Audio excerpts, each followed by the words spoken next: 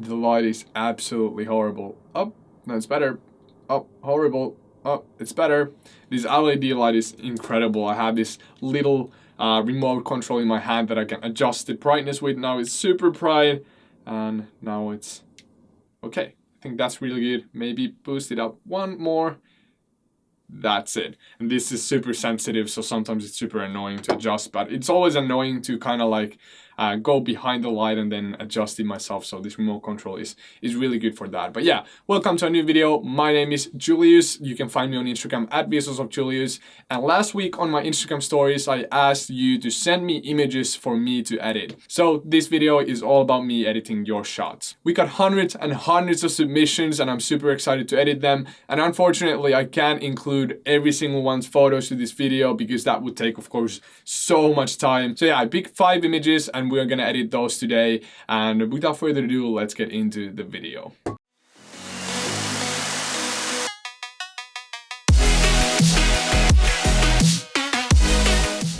And quickly before we start, I just want everyone to know that I'm a digital artist, so I will composite these photos, and that's kind of the whole meaning of this video. So when I edit photos, I always composite and I always try to think outside of the box and add something to the images.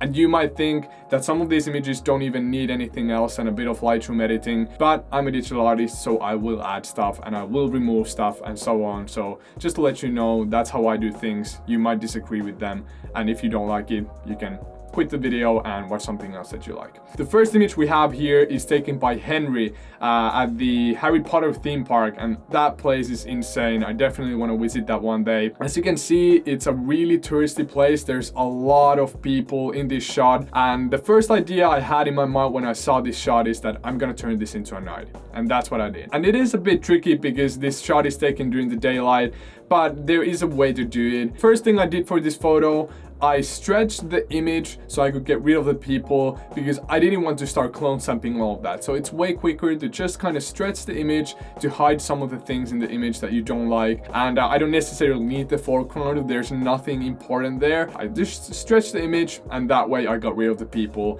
and then started the clone stamping. So always when I edit, I think beforehand what I'm trying to achieve with the edit. So for this one, I wanted to turn into a night. So I'm gonna clone stamp everything out that is distracting in the shot or anything that is too bright and can be fixed kind of later on. I removed everything that is too bright, then I also removed that huge lamppost, and that was a bit tricky because I had to sample some parts of the towers and then kind of move them to the other location and then kind of clone stamp it, and it took quite a bit of time, but at the end of it I was happy with the result, and then I could finally move into removing the sky. So when removing a sky, there's so many different ways to do it, and usually the easiest thing to do is just try to quick select it and then mask it out. But for these type of photos, when we have all these trees and we have all of these like fine sharp edges, we can't really use the quick selection tool because it doesn't select the edges well enough. So what I did, I used the color range tool, and even with that it's pretty hard because the image is so bright and it kind of picks up some of the highlights also on the building. Then I just manually readjusted it after I made the selection with the quick selection tool, and then later on I kind of masked some parts out with the brush. But that's how I removed the sky, and after that it was time to select the sky. And for the sky, I thought something with the light could look pretty good, and I remembered I do have some of those shots that I took later last year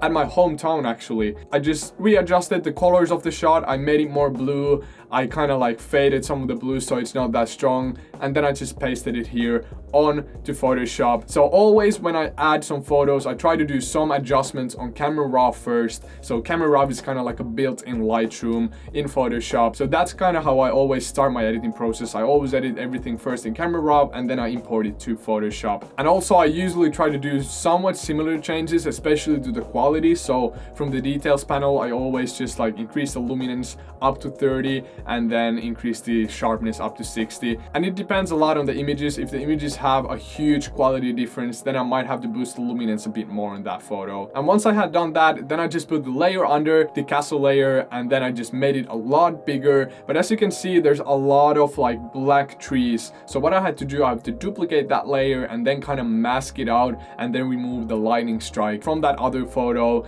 And I did that with the healing brush tool. It's super easy to just like kind of brush brush, and then Photoshop does the job for you. So that's kind of how I hid the trees so they're not visible in the shot. And after that, I just did some refining on the castle. I burned some highlights from the shot so it wouldn't look so bright, because of course during night there's not a lot of highlights, but thank God we had the lighting strike in the sky. That lighting strike kind of causes some light, so we don't have to get rid of all the highlights in the shot. And then I just made the image a bit darker, and I clip masked hue and saturation and curves layers to the castle layer, and then I decreased the lightness from hue and saturation to make it darker, and then from curves I kind of faded it by lifting those blacks a bit and then bringing the midtones down, and also I lifted the blue level up a bit so I kind of matched the colors with the castle. But that's pretty much what I did in terms of the toning. And after that I created a new layer, and I set that layer to overlay, and I started brushing some highlights to the lamps, because in the process when I kind of burned the highlights, all of those lamps lost all of their highlights. So what I did, I now created those again, and I created 2 different overlay brush layers, and then I just set the color to like bright orange and started brushing onto the lights. And that's super easy to do. Remember, overlay brushes, really good way to create light to your images. And then I also always create a bit of vignetting, and I create that also with a brush. So I just brush with a color, and then I created some glow to the edges of the castle, because I think it looked pretty cool that the lighting strike kind of could affect some kind of highlights to the castle. That's everything for this shot. Remember to check out Henry. His account name is linked down below and also here somewhere on the screen. So check Henry out, and thank you so much, Henry, for sending me this photo to edit, and I hope you really like the end result. And the next shot that we have in this video is shot by Peter Christensen, and I'm so sorry about pronouncing all of your names wrongly. I have no idea how to pronounce them, so I'm sorry about that. But basically, Peter shot this image on the beach with a DJI Phantom 4 drone, and I thought it looked incredible. And immediately when I saw it, I thought I'm gonna add more sky into that and make it the kind of like social media size 4:5 crop. And yeah, basically let's run through this edit. This is a bit quicker one because the only thing we're doing is changing the sky and then adding some toning to it. So the first thing I did here, I increased the contrast, I opened some of the shadows and increased the exposure a bit, and then I took the highlights down. And after that I increased the clarity and added some dehaze, and then increased the saturation of the shot a bit. And after that I just did my basic detail settings, the sharpening and luminance the same way as I did them before, usually 60 to 30, depends a lot on the shot. So you always kind of have to play around with those and see what works the best for your shot. And then after that, what I did, I added some split toning. So I added some warmth to the highlights and then some blue to the shadows. So because we have some sunlight on the right side of the image, I wanted to add some of the red color there or the orange color there. And then after that, I wanted to also enhance the blues on the shadows a bit. And after that, I just opened the shot in Photoshop. And once the image is opened in Photoshop, what I did, I just fixed the scaling, I straightened the horizon and did all of that. And then I stretched the left side of the image a bit to get rid of that boat. So instead of clone stamping or using the healing brush tool, I just stretched it a bit. And then I stretched the horizon a bit too, so I can get it a bit higher, because I like the perspective of having like 1/3 of a sky and then 2/3 of the foreground. And I think that worked pretty well for this shot too. And after that, it was time to remove everything distracting in my opinion from the shot. So I just used the healing brush tool to take like out all of these black spots and like some of the birds, because in my opinion it looks cool when there's only birds that are flying instead of also birds that are on the ground. After I had removed everything, then I just opened my sky image. I took this image in Italy and then I just flipped it around. I made it a lot bigger, and then it was time to remove the sky. And actually in this image the sky was super easy to replace, because only thing I had to do was select the whole bottom part of the image with the quick selection tool, and that detected it perfectly. And then I just hit the layer icon mask, and that's how I got rid of the sky. And I had to do the same thing for the sky in this shot. So I had to duplicate the sky and then kind of mask it out, because I didn't like the bright part on the top from the sky. So I kind of had to fill that in with a different part of the sky, and that was done by duplicating and then masking it out. When I removed it with the quick selection tool, there was this one white line, and to remove that I just contracted the selection by a couple of pixels and then mask it out, and that's how I got a seamless horizon to the shot. Then I created a new layer and I started brushing my basic vignette into the photo with the brush. I made the top part of the photo a bit darker and the bottom part a bit darker, and then I increased the highlights with an overlay brush from the right side where the sunlight comes from. And then I just kept doing this to all the different places. I added some of the highlights to the birds, some of the highlights to the horse, and I continued adding light and all of these fading things with my brushes until the photo looked pretty seamless in my opinion. And then after that, I just kept on blending the whole image with the same brush technique. So I brushed some of the color to the top of the horizon to kind of hide that harsh edge, and then also just brush some color overall the whole image to kind of blend everything together.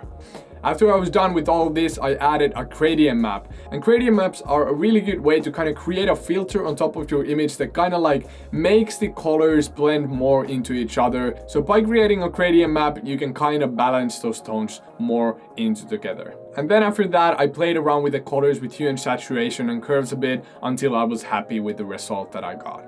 And then at last I moved my shot to camera raw and started adding some clarity to the bottom of the image and to the left side of the image, and I decreased the clarity from the top of the image and then added some light coming from the right side of the image, and then we were done with this image. So yeah, this is everything for this image. Here's Pier's Instagram, so go check that out, and now we move into the next shot. I just noticed that my light had turned off. I'm not sure if it even looks better with the light, but yeah, now the light is back on. But yeah, the next image we're gonna edit is by Mikko. Mikko is a fellow Finnish photographer and he shot this image in Hong Kong, and I'm super excited to edit it.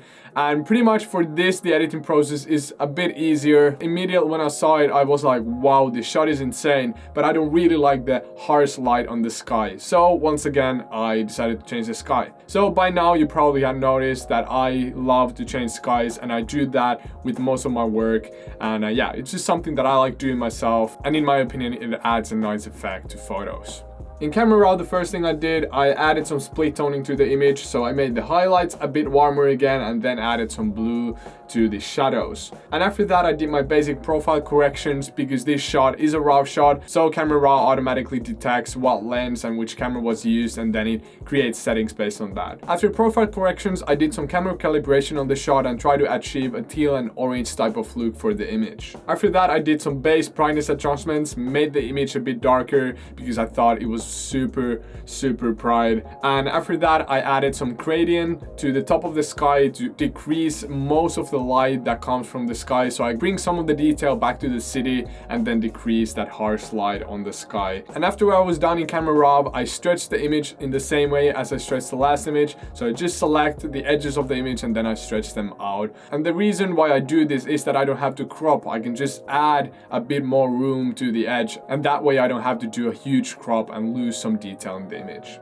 And then I added the sky, and in Camera Raw I tried to achieve a teal and orange type of look for that too. So I added some blue to the top of the sky, and then to match kind of the highlight levels with the original shot and then with the new sky, I brightened up the bottom part of the image with dehazing it and adding some exposure to it and so on, so it will be easier to blend together afterwards. Then I just masked the bottom of the sky to kind of reveal the horizon level of the city, and then I blended the tones of the original photo to look as the same as the sky tones, and for that I use curves. And usually if I just want to change the tone slightly to match with another element in my photo, I just use curves because it's super quick and you can kind of add any kind of color into your image with curves. Then I added some saturation to the photo and some blue with color balance for the teal and orange type of look. And then I added a vignette again, and usually I do that always with a dark brush. I added a bit of contrast to the shot, and then I added a bit more color to the image, and after that I added a curve to kind of fade the tones, and that's how I achieved the final look. Really cool image, really fun to edit this one. Here's Mikko's Instagram, go check it out. Thank you so much for sending me this image to edit. This next image was shot by Alex, and Alex told me in the email that he shot this on this one beach on Greece, and they stayed on that beach for a really long time, and then they were hit by a rainstorm afterwards. So that's kind of unfortunate, but at least you got this dope shot, and thank you so much for sending it in. The first thing that came into my mind when I saw this shot was that I want to make that boat the main object of the image. So what I did, I scaled the image just bigger, and then I positioned the boat to the middle. And the overall quality of the shot was not that great because it was compressed so much. So unfortunately, when I scaled it, I did lose some quality, but that's completely fine. And after that, I used the channels to create a selection on the sky, and unfortunately, because of the quality, it was pretty hard to create the selection, but at least I got some kind of selection out of it, and that's how I got rid of the sky. After that, I picked a night sky. I shot this night sky in my hometown, and I thought it would work really well for this because I had that light pollution on the bottom part of the image, so I could kind of point out the boat more with the light pollution that was in the star shot. And for the star shot too, I used the basic stretching thing to kind of get rid of the trees that was on the bottom corner of the image. I then began to make the beach and the boat image a lot darker and try to match the colors a bit with the sky. And for this, I used curves and hue and saturation, and I decreased the saturation and kind of made the boat image a bit darker with the curves. So that's how I kind of match it better together with the sky. After that, I created a blending curve on top of everything, so I kind of lifted the blacks a bit, brought the midtones down, and then increased the contrast from the top right corner. And that's how I can kind of balance the tones and the light levels between the sky and the foreground shot. I then removed some of the clouds that were left by the selection. The quality of those were horrible and it was like all grainy. So instead of leaving them there, I decided to just mask them out. And after that, I had to create some kind of light coming from the light pollution behind to the ocean, because I thought the contrast difference between the light part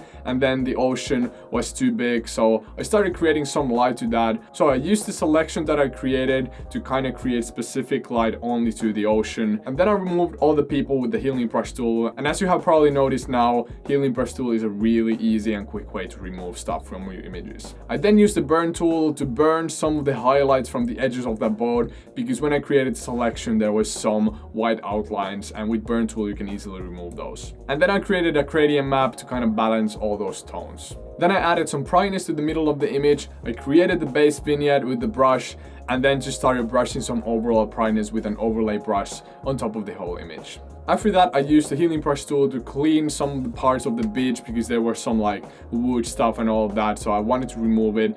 And then I brought my image to liquify, and you can call the liquify tool by going to filter and then liquify. And with liquify tool, I usually try to make my image a bit more symmetrical. So I just bring some of the beach more down, because I wanted to have more fine curve on the beach instead of having all of these like different ridges on top of the beach. So that's what I did with liquify tool. The last step for this image was to start clone stamping, and this was not 100% necessary, but I wanted to make the image look a bit cleaner. So I decided to use the clone stamp tool to make the image a bit cleaner. And that's how I edited this image. Thank you so much, Alex, for sending that image in, and here's Alex's Instagram, so go give some love for him.